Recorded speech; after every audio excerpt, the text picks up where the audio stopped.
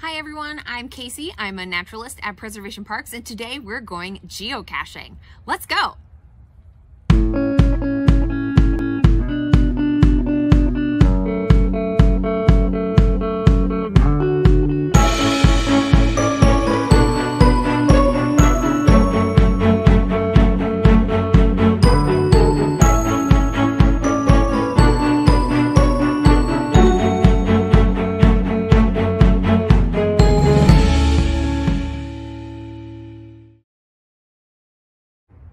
So what is geocaching? Geocaching is a high-tech treasure hunting game played all around the world.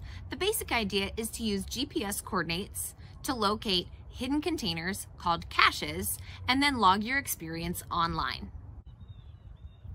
There are over 3 million caches hidden in 191 countries on all 7 continents. There's even a geocache on the International Space Station. And all you need to get started is a free geocaching.com account, a GPS-enabled device, and a pen. Geocache containers come in all different shapes and sizes. The ammo can has become sort of the unofficial official geocache container. These locking lid plastic waterproof containers work really well. There's also these little things called bison tubes. Geocaches can often be cleverly camouflaged to blend in with fence posts, kiosks, and even Mother Nature itself. There are many different types of geocaches. The traditional cache consists of one of the containers we just talked about. A multi-cache consists of 2 or more locations with the actual cache container at the final location. A mystery or a puzzle cache can involve a complicated puzzle that you need to solve before you get the actual cache coordinates. An earth cache is a special geological feature that people can visit. To log an earth cache, you often have to provide answers that can be found on signs in that area. So let's start on the geocaching.com site. You can see I'm already logged in, so it knows my coordinates. And then we're going to click on Go to Map. I've already pulled one up here, centered on Delaware, Ohio. Let's choose the type of geocache we'd like to find. It's best to start with a traditional cache. That's these green icons. This is a mystery cache. Over here we see an earth cache. These orange ones are multi-caches, and these smiley faces are ones that I've already found. We're going to go find Waiting Forever. It's best to start with a 1-to-1 rating. This is going to be the easiest cache to find. A 5-to-5 is the most difficult. Since this is our first geocache together, we're going to start with this 1-to-1. You can see some quick details here, but we're going to go ahead and open up this cache page. We have the title. Over here is our GC code. If this is a cache we'd like to find and you have the app on your phone, you can search by the GC code and find that in your phone app. You can also see the size. This one is a micro, and it has 2 favorite points. Once you have found a few caches, you will get favorite points that you can assign to your favorite caches.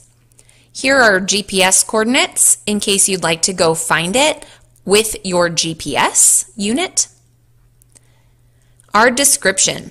It's a quick park and grab cache. Stealth is highly recommended. Please seal up this cache. Once you're done, do not want water getting in. There are no hints available. Some caches may have encrypted hints, and you can come here and find your hint. A quick park and grab you might also see as a PNG. That means you're going to park, it's going to be close to where you park, you're going to find it quickly, and then you're going to be on your way. Over here we have a map. We'll click on that in just a second. There is a gallery of images. There may be spoilers in the descriptions or in these images, so click on those if you'd like. You should check to see that someone has recently logged the cache so that you know the cache you're seeking hasn't disappeared. If there are a lot of DNFs or did not finds, you may want to look for another cache. Let's take a look at that here. This is a cache that has been located at Deerhaven Park. And as we scroll down, we see did not find, didn't find it, didn't find it, didn't find it. And then this cache was temporarily disabled. So this is a cache we're going to avoid.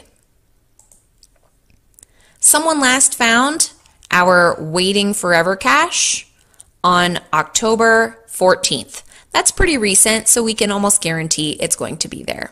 Let's take a look at the larger map. Our larger map has this right off of 23. There's a Walmart. Here's the Kroger. So I know that this is probably in the Kroger parking lot. I can pull up a satellite image, zoom right in, and I know just where to go to find this cache. Now that we've chosen to follow this cache, we need to follow the GPS coordinates to that location. Keep in mind, you might have to drive to the cache location. So now that we've pulled up Waiting Forever on our phone app, we're going to navigate to that geocache. We're going to click on the navigate button, and you can see it's 1.7 miles from Deer Haven Park. So as I move around, you can see that the map moves with me. I need to head in this direction to get there. Since it's 1.7 miles, we're going to hop in the car and drive. You can click on drive, and it will give you your directions straight to the geocache location.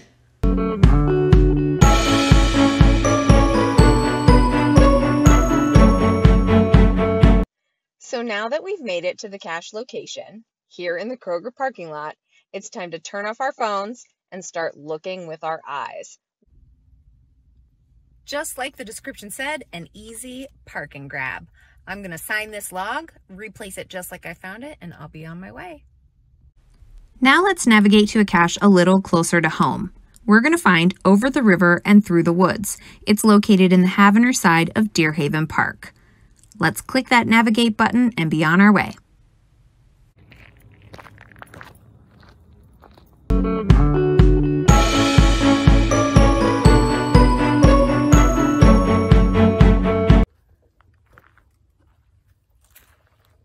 All right, pull it out of there. Nice job. All right, now that we found the geocache, we're going to open it up and take a look at what's inside.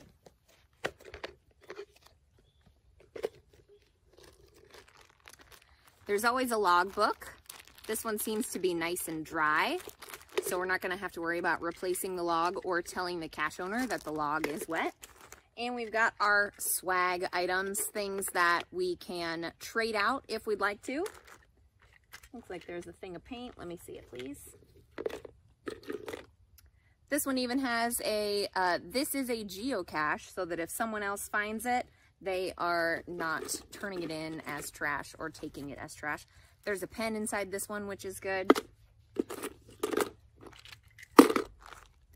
So we can open it up, sign the logbook, and then we will log our find on geocaching.com. Now that we're finished, we're going to close it back up and put it back exactly as we found it. As a geocacher, I carry around this geocaching kit. Inside are things like my swag items. Got this cool skeleton key. I've also got extra pencils. There's a pencil sharpener. I've got extra plastic bags in case the one I find inside is wet. I've also got more logbooks in case the logbook inside the cache needs to be replaced. I've got logbooks of all sizes. These little ones, and I've got big ones. And this is a nice convenient little travel case in case any of the geocaches I find need some repairs done to them. There are a few reasons I personally love geocaching. It can be done any time of the year. I can do a quick park and grab, or I can add more caches to my day if I'm interested. I can go alone, or I can take my family, and it can also be added on to an activity I'm already doing. We've done plenty of caches on our vacations or just on a simple hike through a new park. I've even gone to Sweden and England specifically to go geocaching. Hopefully you found this video helpful and it has inspired you to start geocaching. Simply log on to geocaching.com to get started.